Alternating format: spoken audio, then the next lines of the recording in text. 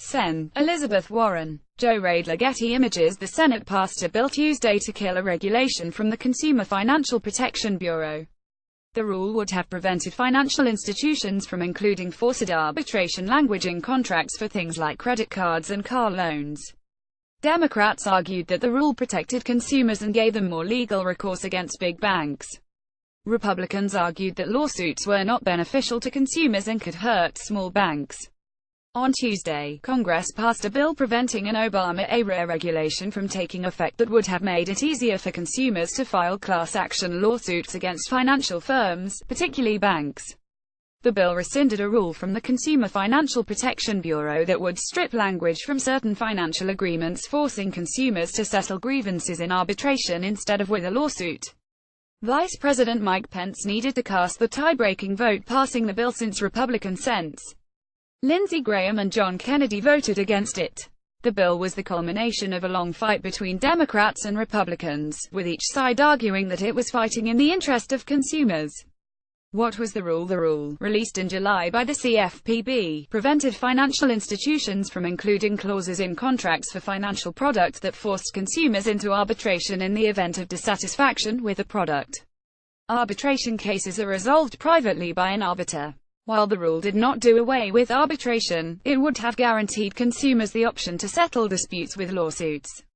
Forced arbitration clauses are common in contracts for things like credit cards and car loans, and banks argue that it is a quick way to settle consumers' disputes without going through drawn-out legal cases.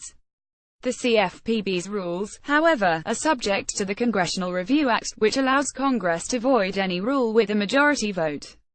So nearly as soon as the regulation on arbitration was released, the wheels to remove it began to turn. Arguments for and against the bill. Democrats' argument in favor of the CFPB rule was pretty simple. They said it allowed consumers to hold banks and financial institutions accountable. The CFPB said class action lawsuits brought more money back to consumers who had been wronged, and arbitration clauses let banks off the hook. Additionally, Democrats argued that the rule was in part about consumer freedom, giving them the option of going to court instead of being forced into arbitration. This rule helped ensure that consumers are not forced to forfeit their rights in settling disputes with big banks and other financial firms, and served as a powerful tool for consumers to hold financial institutions accountable, Democratic Sen. Maggie Hassan said in a statement following the vote. On the other side, Republicans argued that class action lawsuits did not benefit consumers and could harm businesses. A Treasury report argued that plaintiffs in class action lawsuits were no better off than they were under forced arbitration.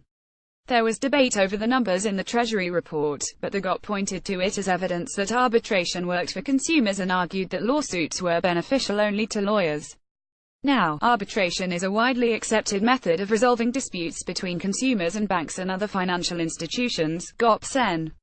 John Cornyn said on Tuesday. And it actually increases the benefit that flows to the consumer, as opposed to the alternative, which is class action lawsuits, which enriches lawyers where consumers get pennies on the dollar. Additionally, Republicans argued that the rule would leave smaller community banks open to harmful, frivolous lawsuits. Further, the rule would harm our community banks and credit unions by opening the door to frivolous lawsuits by special interest trial lawyers, a statement from the White House said. The politics of the bill. The issue became particularly heated after the recent Wells Fargo and Equifax scandals. In Wells Fargo's case, it emerged after the bank's fake accounts scandal that the bank had included language that forced consumers into arbitration. And Equifax was found to have created a website that pushed people toward arbitration rather than lawsuits following that company's massive data breach. Democrats used these two examples as evidence of why the rule was needed and decried the passage of the bill killing the rule. One particularly strong voice was that of Sen. Elizabeth Warren, who has opposed Wall Street for years and campaigned against the bill. The American people have watched as Wells Fargo cheated its customers and then used arbitration clauses to try and escape liability, Warren said Tuesday. They've watched as Equifax negligently allowed hackers to steal the personal financial information of more than half of all American adults, and then use arbitration clauses to try and escape accountability. Politicians have watched it too. And while many of their eyes might be blinded by dollar signs, it may not be enough. On the other side, Republicans have long been critical of the CFPB and particularly its director, Richard Cordray. The animosity toward Cordray and the CFPB, along with the Treasury report, most likely pushed on the fence got members toward supporting the bill. While some Democrats and Cordray called on President Donald Trump to veto the bill, it is highly unlikely he would do so considering the administration applauded its passage in a statement released Tuesday. By repealing this rule, Congress is standing up for everyday consumers and community banks and credit unions instead of the trial lawyers, who would have benefited the most from the CFPB's uninformed and ineffective policy, the statement said.